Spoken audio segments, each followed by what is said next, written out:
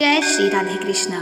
प्रिय बंधुओं, आप सबका स्वागत है आपके अपने YouTube चैनल अंजलि धर्म गंगा में। आज सुनिए वैशाख अमावस्या की तिथि, विधि, कथा तथा महत्व के बारे में।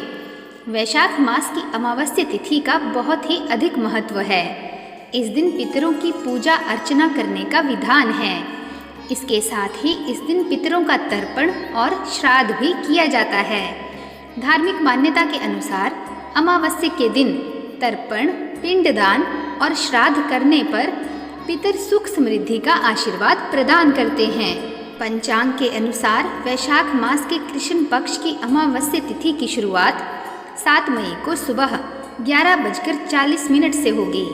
वहीं अमावस्या तिथि का समापन 8 मई को सुबह 8:51 पर होगा। ऐसे में वैशाख अमावस्या 8 मई को मनाई जाएगी। वैशाख अमावस्या को दिन की शुरुआत देवी देवताओं के ध्यान से करें। इस दिन पवित्र नदी या गंगा जी में स्नान करना चाहिए। यदि संभव हो तो घर पर ही पानी में गंगा जल मिलाकर स्नान करें। पितरों का तर्पण करें। इसके साथ ही पितरों की आत्मा की शांति के लिए व्रत भी रखें और मंत्रों का जाप करें। सूर्यदेव को अर्घ्य प्रदान करें। इस दिन भगवान शिव और माता पार्वती की पूजा करने से विशेष कृपा प्राप्त होती है। भगवान शिव और मां पार्वती के समक्ष दीपक जलाकर उनकी पूजा अर्चना करनी चाहिए। आरती, मंत्रों का जाप और घर में सुख शांति और समृद्धि की कामना करनी चाहिए। ज्योतिष शास्त्र के अनुसार अमावस्या की रात को भूत, पिशाच, निशाचर, दैत्य, जीव जंतु ज्यादा सक्रिय हो जाते हैं। इस दिन पूजा, जप, तप, तंत्र, मंत्र विद्या का विशेष साधना की जाती है। इस दिन पितरों की पूजा करने से वे प्रसन्न होकर वंश, धन, आयु और बल की वृद्धि प्रदान करते हैं। इस दिन व्रत करने के पश्चात व्रत की कथा का भी अवश्य पठन या श्रवण करना चाहिए। व्रत की कथा अनुसार एक गांव में सास और बहू अकेले रहते थे और उनका बेटा विदेश में कमाने के लिए गया था।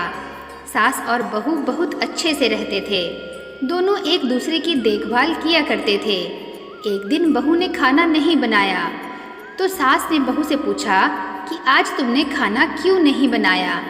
तब बहू ने कहा कि सासू माँ, आज मेरा अमावस्या का व्रत है, इसलिए मैंने खाना नहीं खाया और ना ही बनाया है।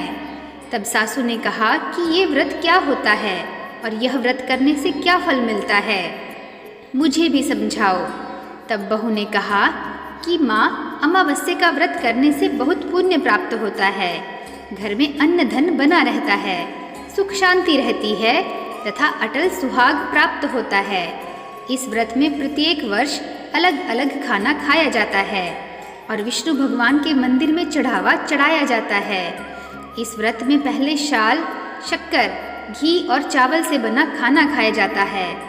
पहले साल व्रत पूर्ण होने के बाद 1.25 किलो चावल और 1 कटोरी घी तथा 1 कटोरी शक्कर का दान किसी ब्राह्मण को दान किया जाता है।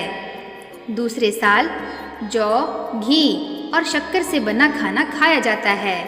जब दूसरे साल व्रत पूर्ण हो जाए तो 1.25 किलो जौ, 1 कटोरी घी तथा 1 कटोरी शक्कर किसी मंदिर में चढ़ाए या किसी ब्राह्मण को दान दिए जाते हैं।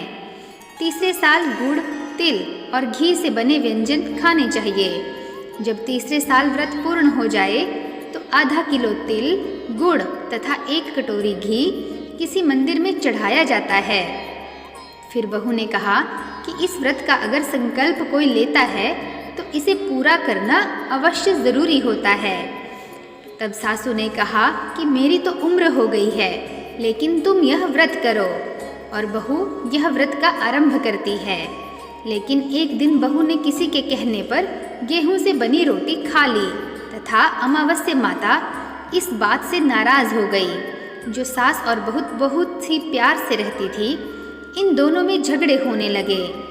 सभी गांव वाले भी हैरान हो गए कि यह सब क्या हो रहा है। सास अपनी बहू को कहने लगी कि तुम जब से हमारे घर में बहू बन के आई हो, तब से हमारे घर की लक्ष्मी चली गई है। तुम हमारे लिए शुभ नहीं हो। तब बहू ने कहा कि आपके घर की लक्ष्मी चली गई है तो कहाँ मिलेगी? मुझे बताओ, मैं लक्ष्मी को लेकर आऊँगी। तब सास ने कहा कि लक्ष्मी तुमको समुद्र के बीच में भगवान विष्णु के पैर दबाते हुए मिलेगी। तब बहू यह कहकर चली जाती है कि अब जब तक मैं लक्ष्मी को लेकर नहीं आऊँगी तब तक मैं इस घर में पैर नहीं रखूँगी। इतना कहकर बहू लक्ष्मी की खोज में निकल जाती है। जब बहू लक्ष्मी को खोजने के लिए निकलती है तब उसे बीच रास्ते में एक गाय माता मिलती है। वह बहू से पूछती है कि आप कहाँ जा रही हैं? बहू ने कहा कि हे गाय माता, मेरी सासू मुझे कहती है कि मेरे आने से उनके घर में अन्न धन की कमी हो गई है और उनके घर की लक्ष्मी चली गई है, तो मैं लक्ष्मी को लेने जा रही हूँ। तब गाय माता ने कहा कि हे बेटी, अगर तुम जा ही रही हो तो भगवान से मेरे बारे में भी पूछ लेना। तब बहू बोलती है कि ठीक है गाय माता, बताओ, मैं आपके बारे में भी पूछ लूँगी। तब गाय माता बोलती है कि मेरा जब भी बछड़ा होता है वह मर जाता है, जिंदा नहीं रहता। तुम भगवान से पूछ लेना कि मेरे साथ ऐसा क्यों हो रहा है, मैंने ऐसे कौन से कर्म किए हैं। तब बहू बोली, गाय माता, मैं आपके बारे में भी ज़रूर पूछ लूँगी। यह कहकर बहू आगे बढ़ती है। आगे जाते ही बहू को एक घोड़ी मिलती है जिसके गले में घंटी बंधी हुई होती है। घोड़ी ने भी कहा कि बेटी, तुम मेरे दुख का निवारण भी भगवान से पूछ लेना। बहू ने कहा, ज़रूर पूछ लूँगी। आगे जाते ही बहू को एक अंधा और बहरा बुजुर्ग मिलता है। वह भी बहू से अपनी समस्या भगवान से पूछने के लिए कहता है। तब बहू उसकी समस्या भी भगवान से पूछने का कहकर आगे बढ़ती है। आगे जाते ही उसे एक बूढ़ी औरत मिलती है जो हाथ और पैर से अपाहिज होती है। वह भी बहू से अपनी समस्या भगवान को पूछने के लिए कहती है।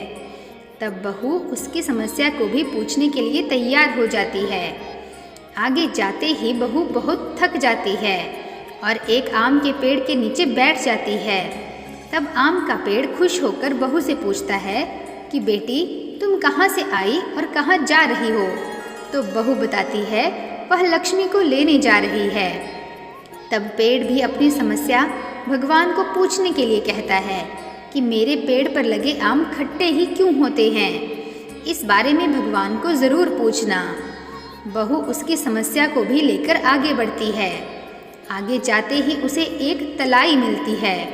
वह भी बहू को बताती है कि तुम भगवान से पूछना कि मेरी तलाई का पानी इतना मैला क्यों है, कोई भी इसे नहीं पीता।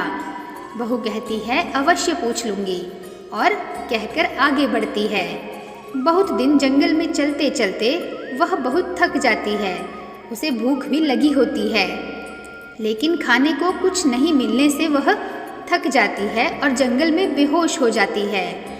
उसी समय भगवान विष्णु और माता लक्ष्मी वहाँ विचरण करते हुए आते हैं। तब माता लक्ष्मी विष्णु जी से कहती है कि हे नाथ, यह आपकी बहुत बड़ी भक्त है, आप इसके दुखों का निवारण करो। तब भगवान विष्णु कहते हैं कि इस संसार में बहुत जीव दुखी हैं, सभी अपने अपने कर्मों का फल भोग रहे हैं, किस किस के दुख का निवारण मैं करूं।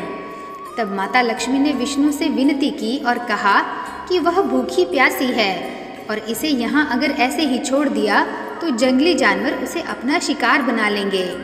माता लक्ष्मी की बात सुनकर भगवान विष्णु एक साधु का वेश धारण करते हैं और बहू के पास जाते हैं और होश में लाते हैं।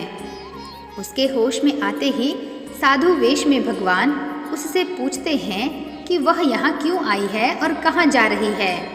तब बहू पूरी बात बताती है। उसकी बात सुनकर भगवान विष्णु और माता लक्ष्मी प्रकट होते हैं। उनके साथ अमावस्या माता भी प्रकट होती है। बहू उनके चरणों में गिरकर वंदन करती है।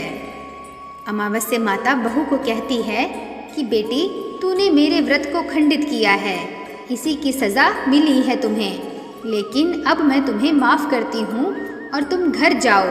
तुम्हारा घर अन्न धन से संपन्न होगा, तुम्हारा घर सुंदर महल में बदल जाएगा और तुम्हारी सभी मनोकामनाएं पूर्ण होंगी। यह सब होने के पश्चात बहू रास्ते में जो भी मिला उन सभी के दुखों का निवारण करने के लिए विनती करती है। तब भगवान विष्णु बोलते हैं कि गाय ने कभी अपना दूध किसी को नहीं पिलाया, उस वजह से उसके बछड़े जिंदा नहीं रहते हैं। तुम उसका दूध पी लेना, जिससे उसके बछड़े जिंदा रहने लगेंगे। घोड़ी पिछले जन्म में आटा पीसने वाली महिला थी। वह किसी को आटा पीस के नहीं देती थी, इसलिए उसके गले में चक्की के पाट बंधे हुए हैं। तुम उसके पाट खोल देना, वह बिल्कुल ठीक हो जाएगी। बुजुर्ग कभी भगवान के मंदिर नहीं गया और ना ही उसने कभी भगवान के भजन सुने। तुम उसको मंदिर ले जाना और दर्शन करवा देना, वह ठीक हो जाएगा। बुजुर्ग महिला जो थी, उसने कभी भी जवानी में दान पुण्य नहीं किया, इसलिए उसे यह सज़ा मिली है। तुम उससे दान करवा देना तो उसकी विकलांगता दूर हो जाएगी। उस आम के पेड़ ने कभी किसी बच्चे को अपने आम खाने नहीं दिए, इसलिए उसके सभी आम खट्टे होते हैं। तुम उस पेड़ का आम खा लेना, फिर उस पेड़ पर मीठे आम आएंगे। तलाई का पानी पिछले जन्म में देवरानी जेठानी थी। वह हमेशा झगड़ती रहती थी, इसलिए उसका पानी मैला है। तुम उसका पानी पी लेना तो वह तलाई शुद्ध हो जाएगी।